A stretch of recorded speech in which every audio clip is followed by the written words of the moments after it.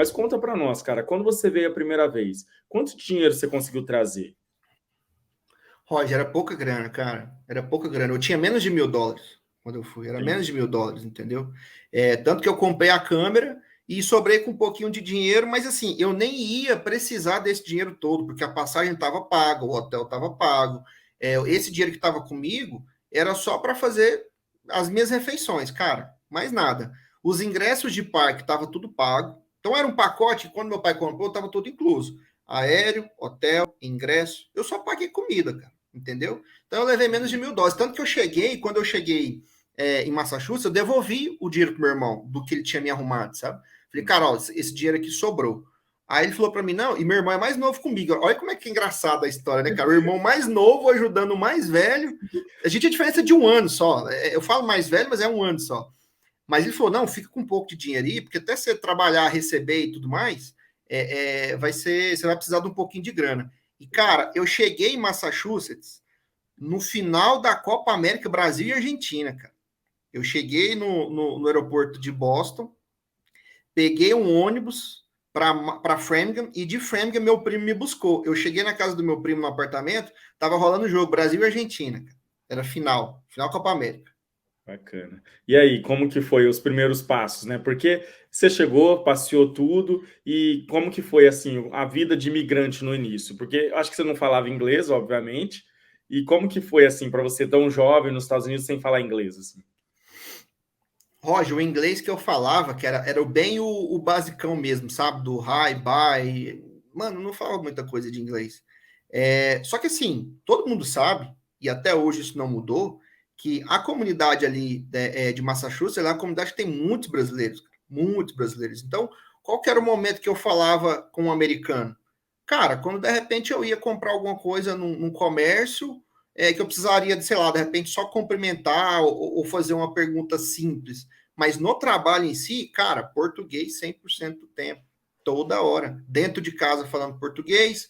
Você ia no McDonald's, a gente até brincava, nesse dia mesmo que eu cheguei, o Brasil ganhou a Copa América e a gente foi comemorar no centro de Framingham. E ali de frente à prefeitura. Mano, uma zona, uma zona. Eu achava que ia todo mundo preso. Na minha mente, eu falei assim, cara, não é possível que a polícia vai deixar os caras tocar o terror igual tá fazendo aqui. Cara, tinha gente subindo nas hastes da prefeitura com bandeira do É, Brasil. O carro que eu tava dentro, que era o do amigo do meu primo, ele fazendo graça, puxando freio de mão, dando cavalo de pau com o carro parado, assim, o famoso borrachão, né, pra quem sabe. Mano, e o policial da frente, assim, eu falei, caraca, véio, vai prender o moleque, o que esse cara tá fazendo, velho? é engraçado que, tipo assim, como aqui é um pouco diferente, a gente não imagina que vai ser assim, né? Mas cidades onde há uma grande concentração de brasileiro, às vezes rola umas paradas que você nem É, fala que é Estados Unidos. sabe o que eu percebi? Eu percebi que é o seguinte, isso é a forma de lidar que eu percebo que existe uma grande diferença da cultura americana para a nossa. Os caras estavam controlando o quê? O excesso. Só o excesso. Então, assim, não tinha ninguém com bebida na mão, a mostra, igual a gente sabe que nos Estados Unidos não pode andar com a latinha de cerveja na mão, igual no Brasil e tudo mais. Mas a galera tava com cerveja dentro do pacotinho de papel, andando a pé, comemorando, gritando, soltando foguete, carros buzinando, fazendo borrachão. Tanto que quando esse cara fez o borrachão no carro, que o policial, que chegou no rumo do polícia, que ele tava no meio do engarrafamento, assim, andando para sair da muvuca de gente, o policial só virou para ele, apontou o dedo e falou assim: ó, calm down, vai com calma, vai com calma. Só, cara, ele não parou o cara para multar, ele não encheu o saco, ele não falou nada. Ele só ficou ali controlando o excesso, entendeu? E eu lembro que dali sim, cara, dali ele já falou assim: olha, agora a gente vai viver uma experiência ali que você só viu em filme. E eu falei: putz, cara, tô chegando aqui o primeiro dia, já tô vivendo coisas que eu nem. Né? Aí, detalhe: esse cara, eu não me recordo o nome dele, eu sei que ele é, ele é amigo do meu primo até hoje. Eles, na época, era a época que saiu o filme Velozes e Furiosos, então todo mundo empolgado com equipar carros, corrida, racha e tal. Cara, e a gente foi para um racha, mano, naquele dia. Estilo Velozes e Furiosos, cara, é surreal. Você contando assim.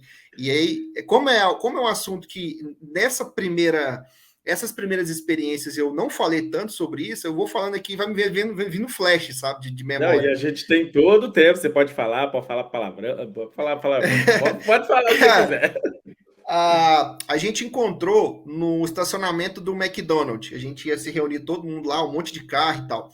Quando ele estava chegando, já estava cheio o estacionamento do McDonald's. E já tinha uns caras ali dentro acelerando o carro, fazendo graça e tal. Ele viu um monte de viatura descendo. Ele falou, cara, a viatura tá indo lá pro McDonald's, então eu não vou nem entrar, eu vou sair fora pra cá. E ele falando no radinho, igual os caras falavam no filme de Velozes e Furiosos, sabe? Falando no radinho assim, ó, já deu problema aqui, cara. Tá embaçado aqui no McDonald's, vamos tocar direto pra lá. Cara, e a gente foi para um lugar abandonado, afastado de Framingham, no escuro do caramba, cara, para reunir um monte de carro, fazer aquela fileira de carro estacionado assim, o povo do lado e os caras tirando racha, velho. E eu fui pro meio dessa muvuca, cara. No primeiro dia de América. E não Imagina. deu BO para ninguém? Calma, vou chegar lá. Quando a gente chegou lá, já tinha um monte de carro estacionado, o pessoal posicionando os carros ali e correndo. A gente ficou ali mais ou menos o quê? Uns 30 minutos, 40 minutos, cara, começou a descer viatura de longe, assim, o pessoal vendo. Aí o pessoal falou, ó, cara, corre que a polícia tá vindo. Cara, a polícia chegou tão rápido para fazer um cerco, e só nego correndo. E era exatamente aquela cena que você vê do Velozes e Furiosos 1, que o pessoal sai correndo, cara. É aquilo ali, exatamente, entendeu? Eu lembro que ele saiu fora, conseguiu sair por umas ruas paralelas de onde o pessoal tava, e ele atravessou uma rua, que era uma rua simples, que ela cruzava uma rota principal ali embaixo. Eu não sei se era a rota 30, se era a rota 9, era uma daquelas ali. Cara, ele lá de cima olhando assim, os carros passando correndo e os polícias atrás. Ele falava assim, cara, aqueles lá se fuderam, velho, já era. E ele de boa lá em cima com a gente, sabe? Mano, foi uma coisa assim, me marcou muito esse primeiro dia, porque, igual eu te falei, era uma época que todo mundo era muito empolgado com o carro, com o filme da época e tudo. E, mano, foi muita loucura. Nesse primeiro dia, assim, para mim era tudo muita novidade e eu tentando assimilar isso, entendeu? Algumas coisas que eu achava que, pô, não achava que isso acontecia dessa forma, não achava que os caras tinham coragem de tirar racha, que igual a gente sabe que a polícia é muito rigorosa, as leis são rigorosas. Eu falei, cara, tá É. sendo muito diferente do que eu imaginava que fosse, E logo no primeiro dia, entendeu? para quem é novo, assim, que nem você chegou novo, qual a idade mesmo que você veio a primeira vez? Foi 2018, cara. Não, desculpa, 2004, 18 anos, cara. 18 anos. Então, tipo assim, você pega uma situação como essa. Jovem adora carro, correr, tem referência de filme. Então, os Estados Unidos é uma mil maravilhas. Mas e depois? Como que foi começar a vida de imigrante mesmo? Então, nesse dia que eu cheguei, tudo no meio dessa loucura toda de racha, de comemoração de Brasil e Argentina e tudo, o meu tio já tinha feito contato com um amigo nosso de família. Eu não conhecia ele, eu falo nosso porque meus pais conheciam ele.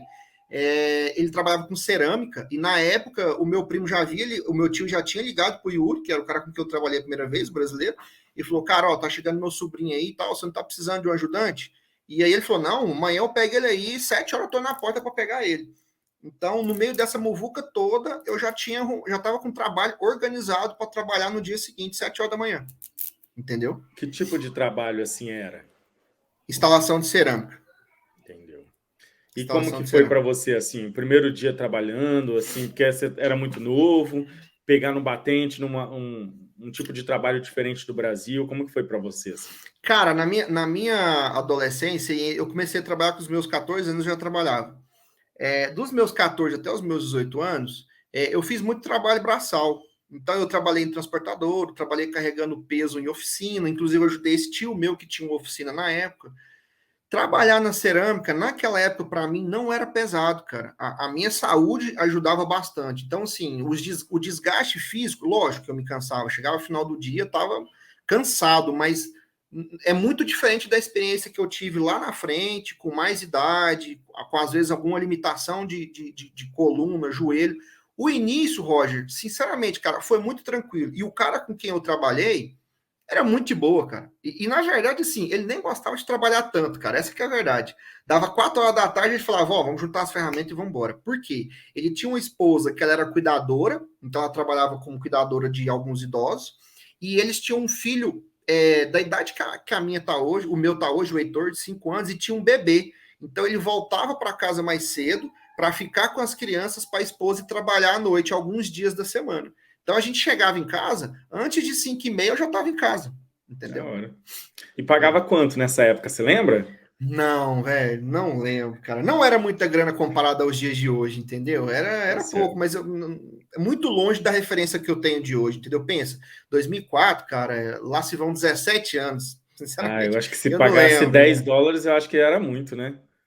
$10 a hora? Não, não era não, era menos. Você tá falando agora, eu tô começando a me assimilar aqui. Era menos, cara. Se eu não me engano, ele me pagava $7, coisa de $7 a hora na época. Não era, E aí, não era nessa 10 dólares, época, não. você fez outros tipos de trabalho ou só esse? Fiz. Que Para mais? complementar, e como assim, como eu tava sozinho, eu queria abraçar o mundo, né? Queria abraçar tudo que tinha de trabalho, eu queria fazer.